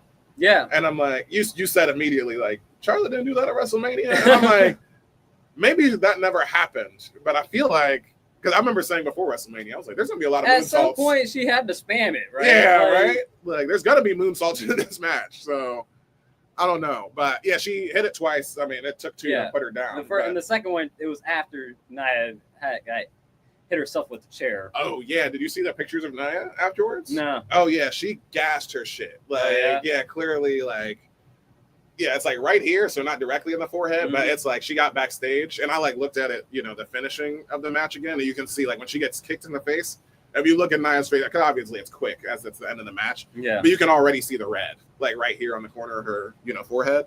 But yeah, she was leaking when she got to the back. It was like, dang. But that's why I treat this as the same thing as Samoa Joe, not versus Jon Moxley. If Nia had won, it would have been top shelf. Yeah, but that would have been I get it. Tiffany's not going to lose on a TV show, on a free TV show. So yeah, it's primo. Yeah. But Nia also is a complete dumbass. I love you, Nia. I love you. Just keep giving out annihilators. Yeah, exactly. Just keep giving out annihilators. Why go out the ring and be like, no, I'm leaving with the belt, blah, blah, blah. You set yourself up for it. Yeah. I get it. For a TV show, I get it. Logic, stupid. Yeah. Just keep destroying her with annihilator. and then drag her to the middle of the ring. And then pin her. Like, you had it. You had it, Nia. Yep. I said that immediately. I was like, give her 3 Samoan drops. Nia should finish every match the way that she beat Bayley for the title at SummerSlam, which was 2 Samoan drops, 2 annihilators, and like a scream in between the annihilators and do the championship belt. And it's like, bitch, you're not kicking out of this. But yeah, it's SmackDown's main event. So it was great. It's still great though. Primo. That's why it's primo. Yeah. My other primo I had was Fraxium getting the win over DIY because they're clearly telling the story of, Fraxium, they're just the new hot kids. They're off to like a scorching hot start, Indiana Pacers of tag teams after getting called up. And because all the offense was here, all of these guys are effectively, that what black and gold NXT cruiserweight size was built on, top like best of the Super Juniors type shit. So their chemistry was amazing. You still got like the suicide dives, everything you would imagine.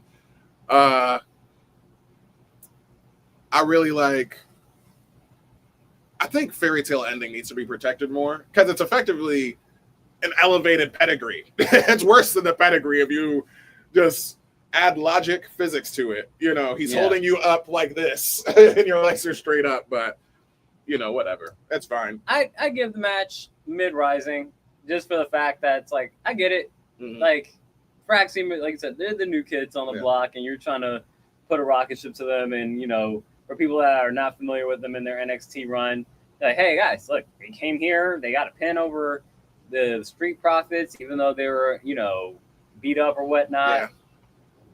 They're being DIY. Like, we can see tag team championships are on their way. Like, I could see the Street Profits losing the next time they face them, and it's like, okay, so it's nothing against them. They put on a great match. It's just okay. Let's we're still on the build here, and we know that eventually they're gonna be put over as champions. So I'm here for the ride, but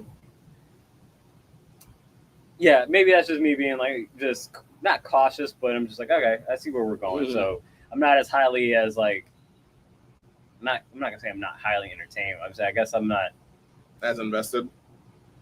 Yeah. There's like okay, I see where we're going. So it's not like I'm gonna have any intrigue because they're still, once again, it's still not character. They still don't have character yet. Yeah. This is still in ring. So right now they're telling the in ring story that they are just scorching hot right now, and they're just as good as everybody else. And just to go to, like I said, those like chemistry moments, like the super kick to Nathan Frazier, you know, in the middle of his springboard moonsault, you know, Johnny Gargano gave to him, which was dope as shit. And even Ciampa, when he was in the octopus stretch and like he fell, like because Axiom had him in the octopus stretch, but he like fell on his butt, and Nathan Frazier still made it work because he's just seated in that position. So it's like, all right, game momentum, drop kick to the face anyway. You know, same thing. Yeah, like they're talented. Like exactly. no knock on them. Like I know why they're in this position. It's just like you said, not much into their character. It's just I know you guys are good, and I know that you guys are eventually going to get these belts. So. One thing I did like as well mid rising was Alexa Bliss. Qualifying for the Money in the Bank match for the women's side, defeating specifically Chelsea Green.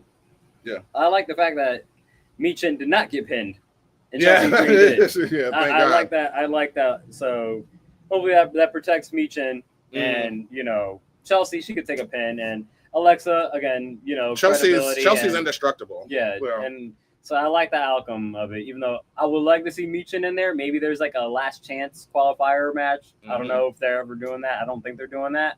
But I like the fact that Michin didn't take the pin. Yeah. Chelsea took the pin. Alexa got the win. Cool. I think that's what happened last year. That's what happened in the Money in the Bank because Chelsea won the last minute. And remember, that was the high spot of the match was her actually – we thought she was going to win it for a second, and then she got pushed off into the tables. And Tiffany won. That's how that match finishes. Yeah. So hopefully we do have another last minute, you know, because they've done it before. They just did it last. I'm saying last last chance qualifier. That's what I meant. Yeah, I know what you mean. Okay. I'm going to that point. Yeah, that they've done it last year. So hopefully they would do it again. You would still get another chance. Like Meacham could get in that slot. The Abigail DDT is still over with me, and I think. It's funny because like the second that she whips a woman into that position, like the crowd still just loves it. Like that was one of the loudest moments of like the entire match is just her getting her into that taunt position, you know. And also there was more conversation between Alexa Bliss and Charlotte talking about being partners or at least being friends. I thought that was interesting that like Alexa was like, hey, yeah, you were nice to me like 10 years ago. And I'm like, that doesn't work for me, honestly. It's a lot of time has passed. A lot of time has passed. You're a 5-time champion, Alexa. Look who's coming. Look who's around you.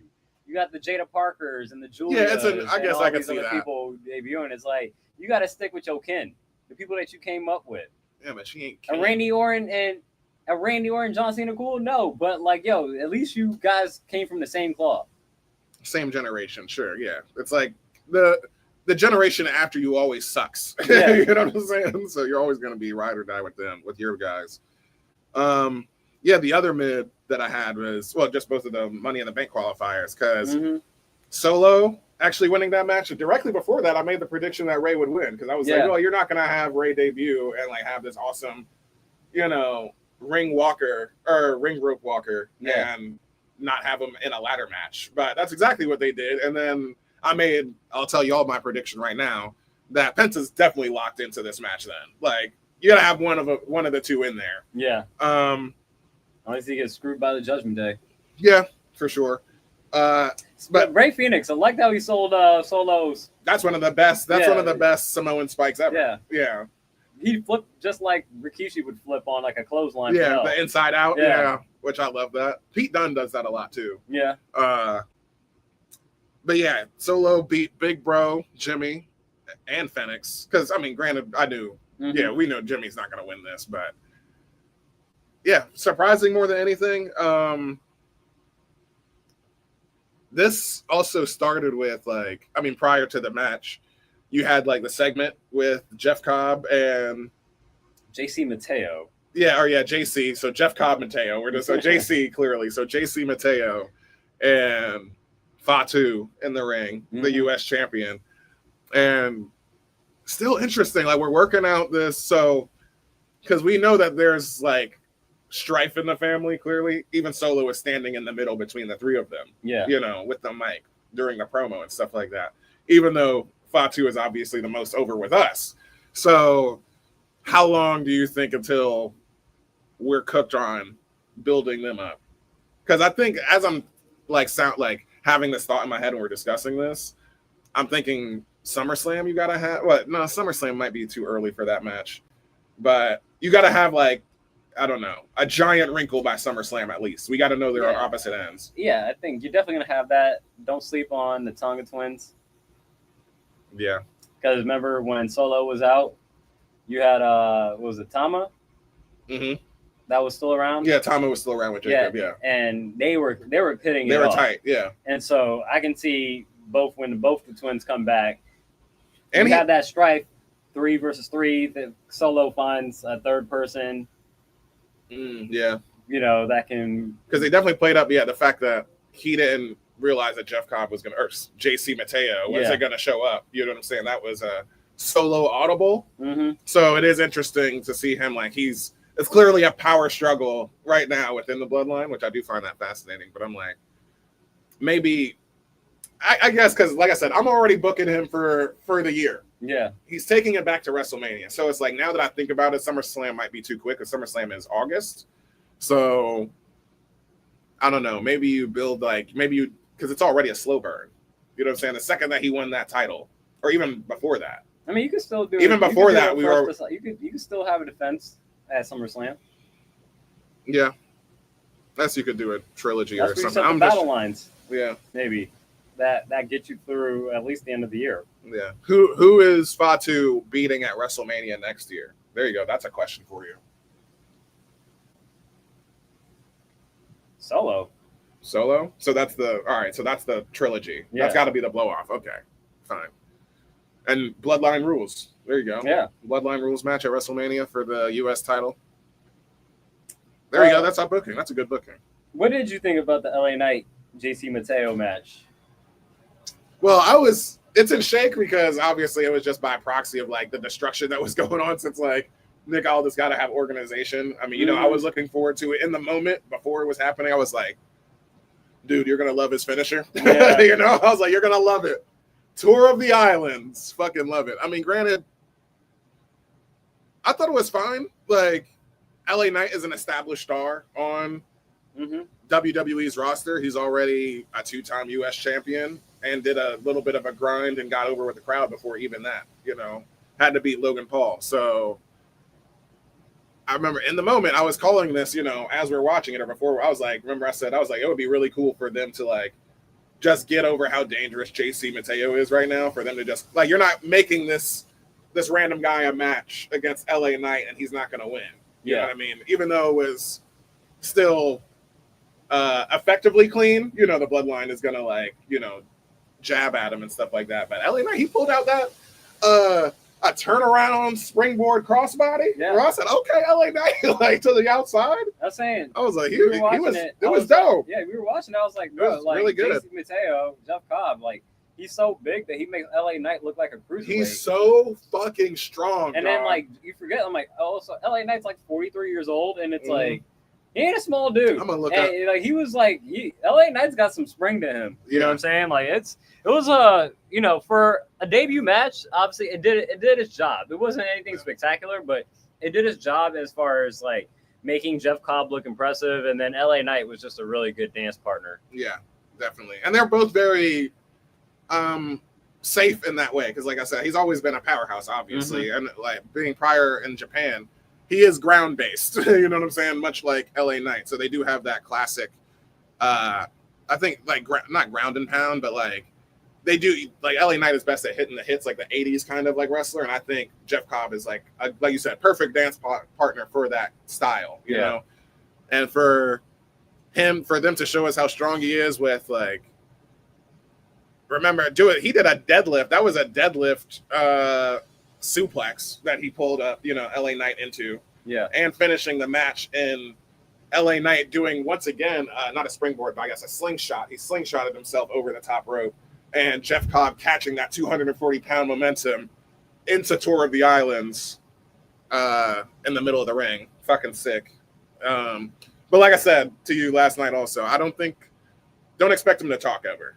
He's never been a talker, but like as far as just being there as a presence, dog, that's all you need. Hey, but I also said Solo didn't talk for a year. Yeah, true. So maybe they can get that out of him. And I'm like, once again, there's room for development. Bronson Reed, you talk about another visual, like we had the Jacob Fatu and Bronson Reed visual, like they got that same thick ass neck, broad ass trapezial muscles, like that kind of build. So it was sick though. Since Jake, what else I got on here? Damian and Drew. For a steel cage match at Saturday Night's main event. Yeah. So it'll be our other main event. Or probably the actual main event. Because you're gonna put John Cena. I mean, Cena is the main event because he's Cena in his last tour, but it's still like as far as like not necessarily predictable. I think they'd be cared about the most. Obviously, we don't have to go on about how great McIntyre is on the mic, but the promo just getting over about like how annoyed he is by Damian still. Yeah. And like you just gotta stick your fucking nose in people's business. Like, and as I said before Mania, I'm like, that's the whole reason this rivalry happens. Like, because he benefited from it. It's like, he was the goddamn champion. I mean, CM Punk, did beat his ass, but it's like you can't forget the guy who actually pinned you for it. Yeah. So I like it. I hope Drew beats the shit out of him. And like I don't think Damian's been busted open before, but I think they're going to call for it. I hope Drew wins, but I feel like they like Spiral and Drew more than Happy Drew. And we also got Cena. We talked about Cena and R-Truth. They got a title match, so it'd be great to see R-Truth be champion.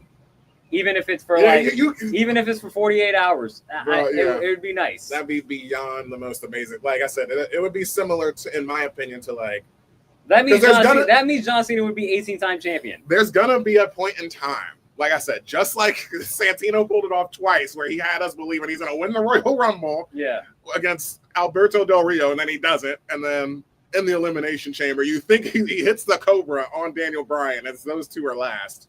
And you think it's going to happen, and it doesn't. It'll be the same thing. He's going to hit. I think we'll pull out the lie detector. I haven't seen the lie detector in forever. He's going to hit the 5 moves of doom. Oh, yeah. He's got to get that off, I think. And then Cena will no-sell it. AA championship belt to the dome. Like, since that's become his finisher since he's been champion now. So I like it. Just the classic, belt to the dome. So.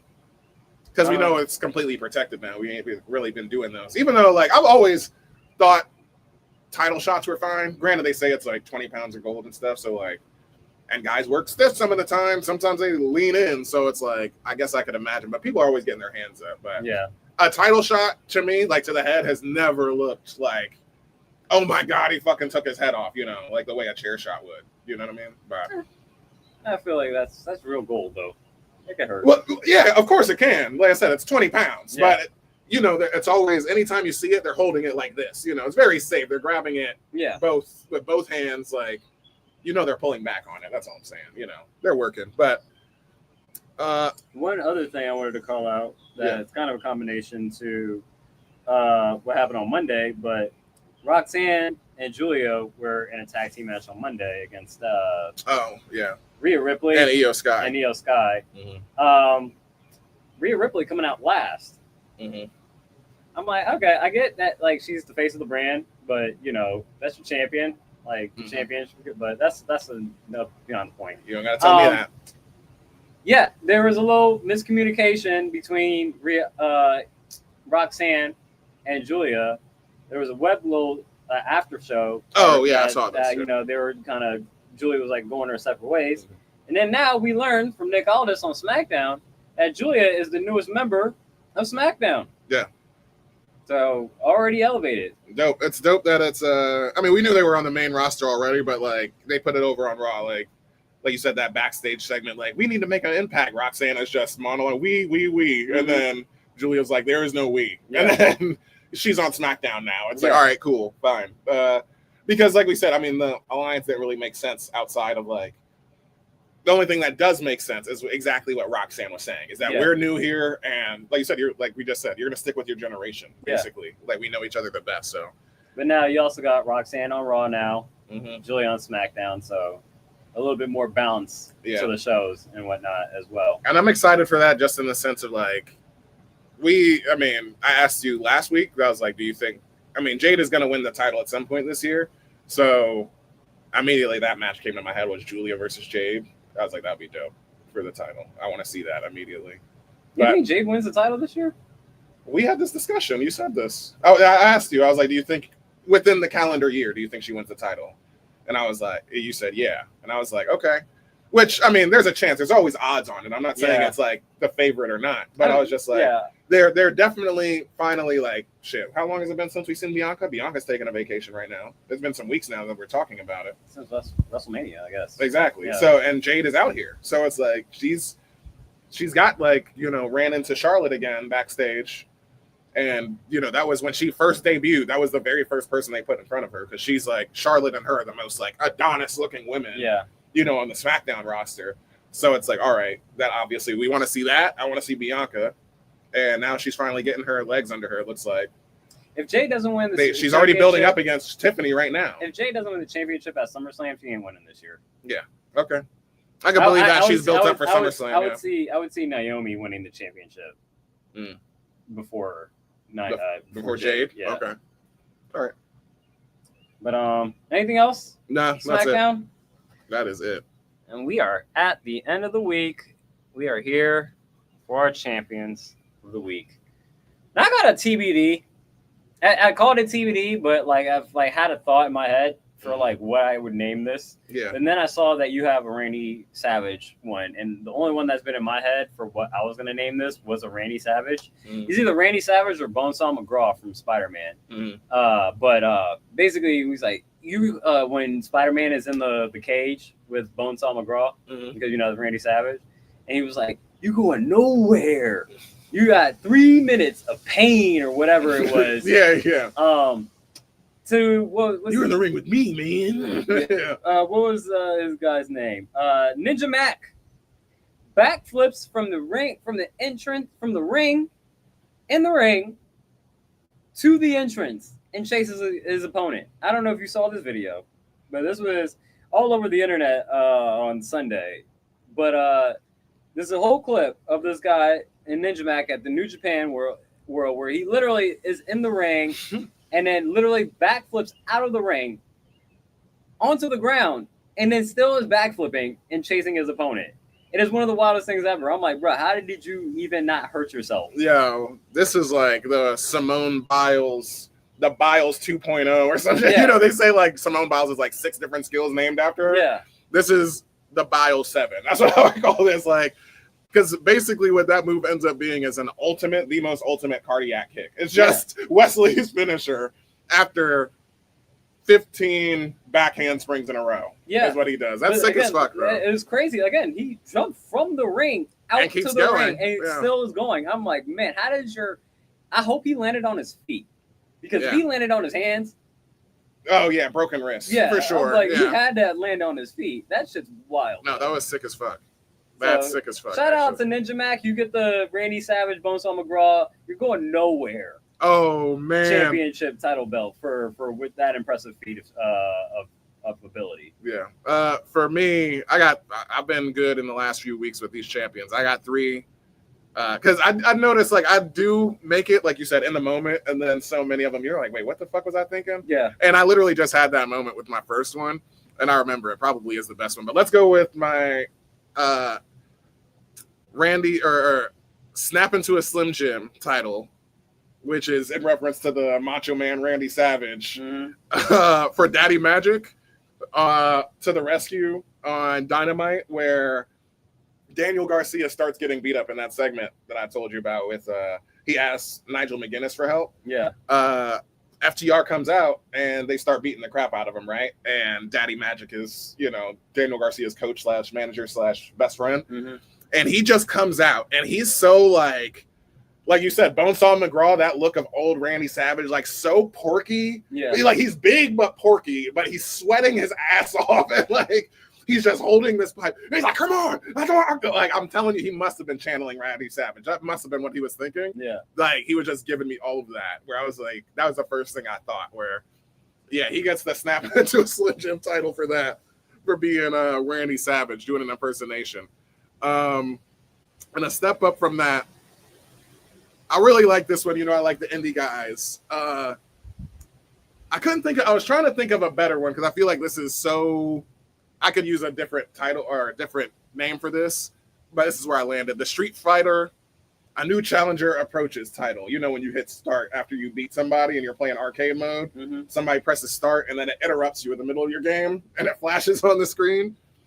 This is going to Grim from Grimm's Toy Show. This is the YouTube channel that I told you. It's called Under Super Silly Pop. But his name is Grim, and this is the guy that's been running a backyard wrestling company, the show called Grimm's Toy Show, out of his backyard for 12 years. Okay. And he finally was able to get like a paid private show. They put on a show at a brewery that was dope as hell, and they got to watch. And he vlogs everything, obviously, every part of this you get to see. So it's honestly kind of funny when you're watching him, because he was a former professional, or I guess you could say he is a professional wrestler. Now he got an actual contract for it. So now he's like legit professional. But yeah, he did his tour on the indies and stuff like that. And finally, he was a huge fan of like he started collecting like the toy collectibles, hence the toy show. That's where it started. He was doing toy reviews, kind of like the Kid Ryan, and then he just flips all those wrestling figurines into like, I'm going to do my own wrestling company. Yeah.